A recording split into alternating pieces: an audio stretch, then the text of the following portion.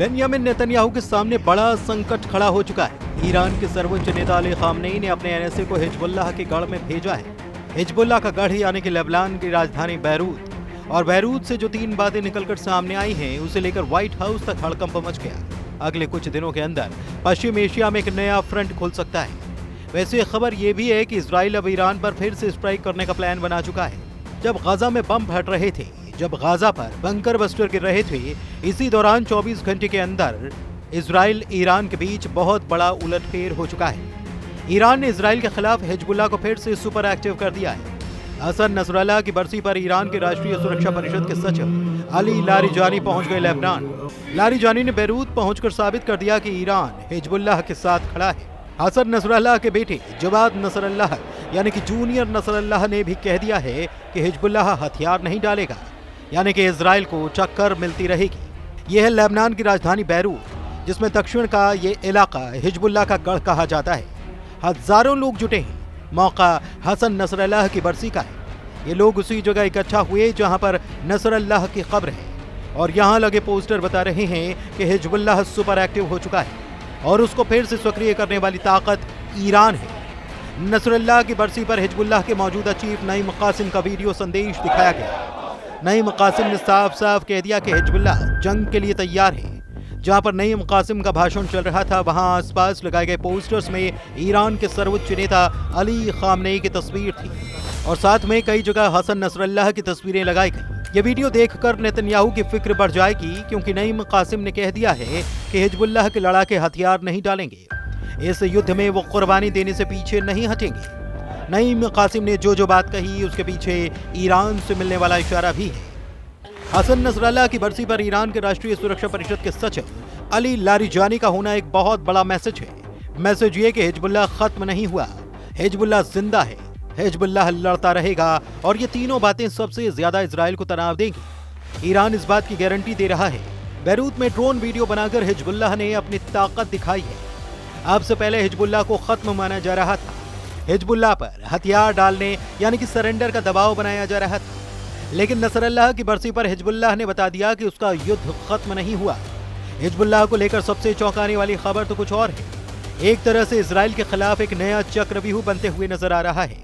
Hezbollah chief Naeem Qasim ने कहा कि वो सऊदी अरब से बेहतर संबंध चाहते हैं। नईम कासिम यानी कि हिजबुल्लाह के सऊदी अरब से संबंध सामान्य होते हैं, तो इससे इजराइल के खिलाफ एक बड़ा चक्रव्यूह बनते हुए देखा जा सकता है।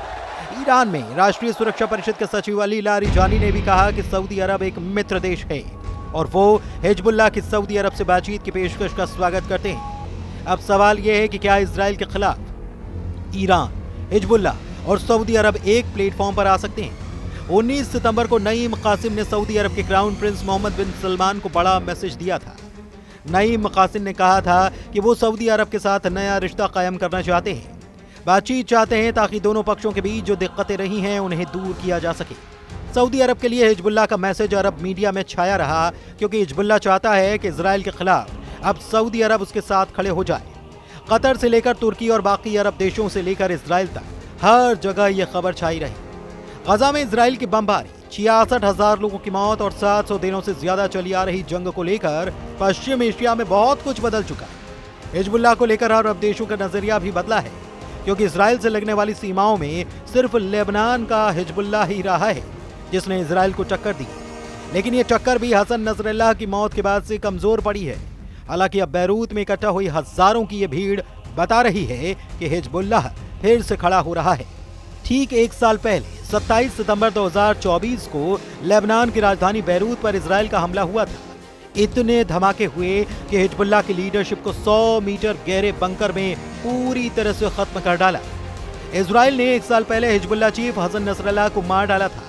तब हिजबुल्लाह कमजोर जरूर हुआ, क्योंकि उसकी लीडरशिप पर बार बार हमले हुए। अब 27 सितंबर 2024 को याद करने के लिए बैरूत में हजारों लोग इकट्ठा हुए। पोस्टर्स में हिजबुल्लाह के उन तमाम कमांडर्स की तस्वीर है जिनको इजराइल ने लगातार हुए हमलों में खत्म कर दिया। इसमें कोई शक नहीं कि लेबनान में इजराइल का दायरा बढ़ा है। इजराइल की फौज लेबनान में भी घुसी, लेकिन फिर उसे वापस लौटना पड़ा। अब 24 घंटे के अंदर बेंयामिन नेतन्याहू को मिला है बड़ा चैलेंज। ठीक उसी तारीख जब नसरुल्लाह को मारा गया, उसके एक साल बाद यानी कि 27 सितंबर 2025 जूनियर नसरल्लाह यानी कि हसन नसरल्लाह के बेटे जवाद नसरल्लाह ने दी है बड़ी वार्निंग। जवाद नसरल्लाह का दावा है कि हिजबुल्लाह से हथियार छीनने के बारे में सपने में भी नहीं सोचा। ईरान के सर्वोच्च नेता अली खामनेई भी कह चुके हैं कि हिजबुल्लाह की ताकत कोई नहीं मिटा सकता और उससे कोई हथियार नहीं छीन पाएगा। बैरूत में मनाई गई बरसी में जूनियर नसरल्लाह यानी कि जवाद नसरल्लाह को भी देखा गया। जवाद नसरल्लाह को बहुत उम्मीदों के साथ देखा जा रहा है। हिजबुल्लाह कैडर लेबनान में हिजबुल्लाह का शक्ति प्रदर्शन बता रहा है कि इजराइल को चौकन्ना रहना पड़ेगा। तो क्या जूनियर नसरल्लाह ने हसन नसरल्लाह के मिशन को पूरा करने की ठानी? जहां नसरल्लाह पर बनकर बसकर बम बरसाकर उसे हमेशा के लिए खामोश कर दिया गया, वहां से हिजबुल्लाह की एक नई जंग का शोर सुनाई दे रहा है। क्या जूनियर नसरल्लाह का दावा बता रहा है कि फिर जिंदा हो चुका है हिजबुल्लाह? क्या हिजबुल्लाह को ईरान से फिर मिलेंगे हथियार? क्या यमन के बाद हमले के लिए तैयार है लेबनान? बेंयामिन नेतन्याहू कैसे तोड़ेंगे हिजबुल्लाह का नया अवतार? इन सब के बीच ईरान को अलर्ट करने वाली बड़ी खबर रूस के विदेश मंत्री ने दी। जब से रूस के विदेश मंत्री सर्गेई लावरोव ने कहा है कि ईरान पर फिर हमला हो सकता है, तब से तेहरान में रेड अलर्ट है। सिग्नल साफ है कि इजराइल कोई बड़ी तैयारी कर रहा है, जिसकी खबर पुतिन को हो चुकी है और उन्होंने अब ईरान को आगाह भी कर दिया है। रूस और ईरान की दोस्ती बहुत पक्की है। यूक्रेन के युद्ध में ईरान ने रूस को बड़ी मदद की। हजारों शायद ड्रोन रूस को सप्लाई किए और इन्हीं ड्रोन की टेक्नोलॉजी से रूस ने अपनी ड्रोन फैक्ट्री तैयार की। ईरान की ड्रोन वाली सपोर्ट ने ज़ेलेंस्की की फौज का जीना मुश्किल कर रखा है। इस बात का ख्याल पुतिन को है, इसलिए उनके आदेश पर रूस के विदेश मंत्री ने संयुक्त राष्ट्र में ईरान से हो रही नाइंसाफी का मुद्दा भी उठाया। एक बात साफ है कि ईरान और रूस साथ साथ हैं और ईरान हिजबुल्लाह को फिर से खड़ा करके बाकी अरब देशों का गुट बनाने की भी कोशिश में लगा है। कतर पर हुए इजरायली अटैक ने पहले ही अरब वर्ल्ड को इजराइल के खिलाफ कर दिया है, लेकिन दूसरा सच ये भी है कि लेबनान में हिजबुल्लाह और यमन में हूथी के अलावा इजराइल से लड़ने की ताकत अब तक किसी अरब देश ने नहीं जुटाई है।